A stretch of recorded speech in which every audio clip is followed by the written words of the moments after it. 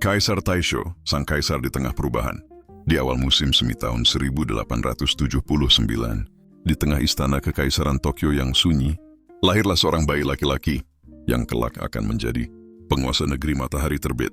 Bayi itu diberi nama Yoshihito, putra dari Kaisar Meiji, sang pembawa modernisasi besar Jepang dan permaisuri Shokan. Sejak detik pertama kehidupannya, nasib Yoshihito telah ditentukan. Ia akan menjadi pewaris takhta kekaisaran, meski jalan yang ditempuhnya kelak akan penuh dengan ujian yang sunyi dan getir. Namun masa kecil Yoshihito berbeda dari ayahnya. Sejak bayi, kesehatannya rapuh. Ia sering demam tinggi, tubuhnya lemah, dan seringkali terbaring di tempat tidur selama berhari-hari. Para tabib istana khawatir bahwa sang pangeran tidak akan bertahan lama.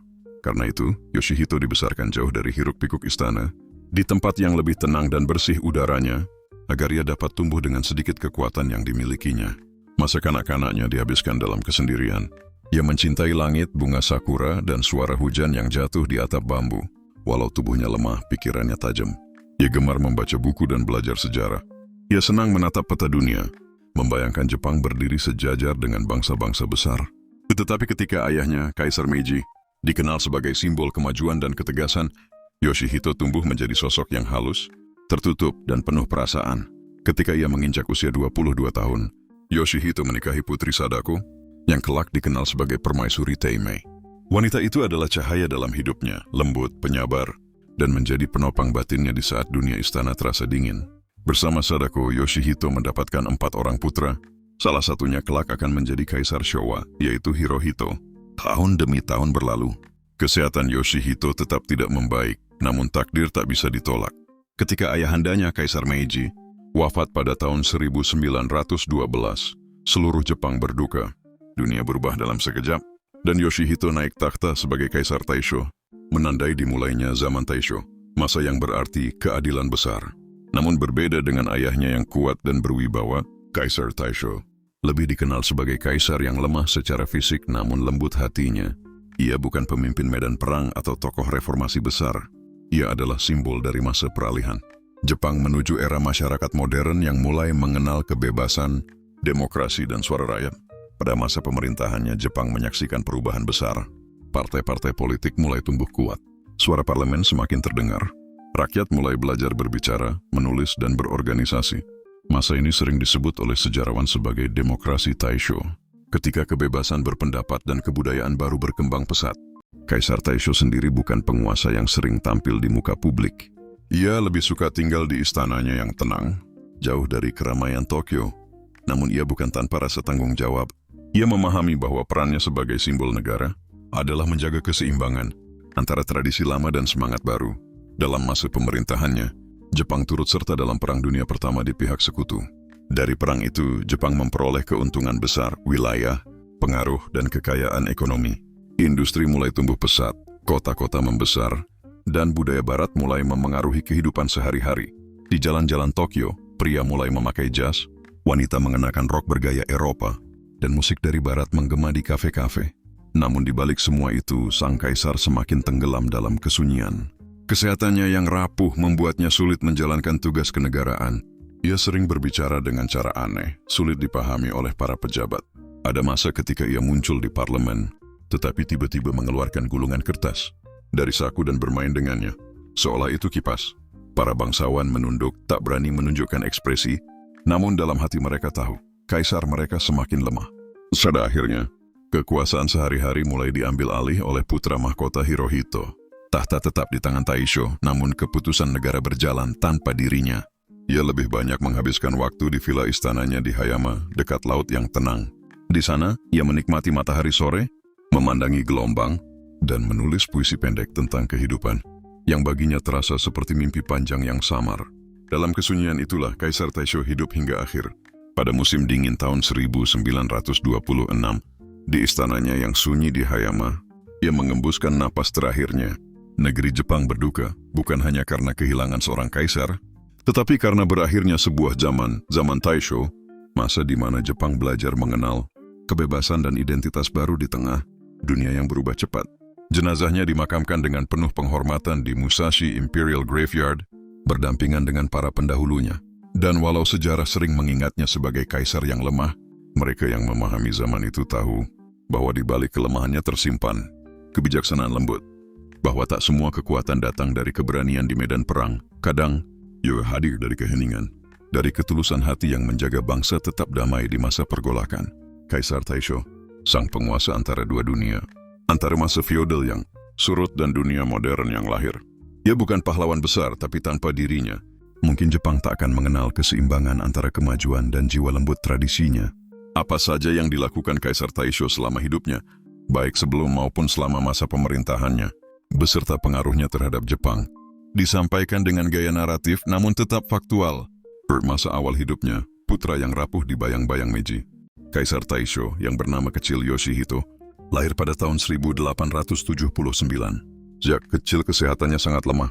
Ia sering sakit dan tak dapat mengikuti pendidikan keras seperti calon kaisar pada umumnya. Namun meskipun tubuhnya rapuh, ia menunjukkan minat besar terhadap sastra, sejarah, dan bahasa asing, terutama bahasa Prancis dan Inggris.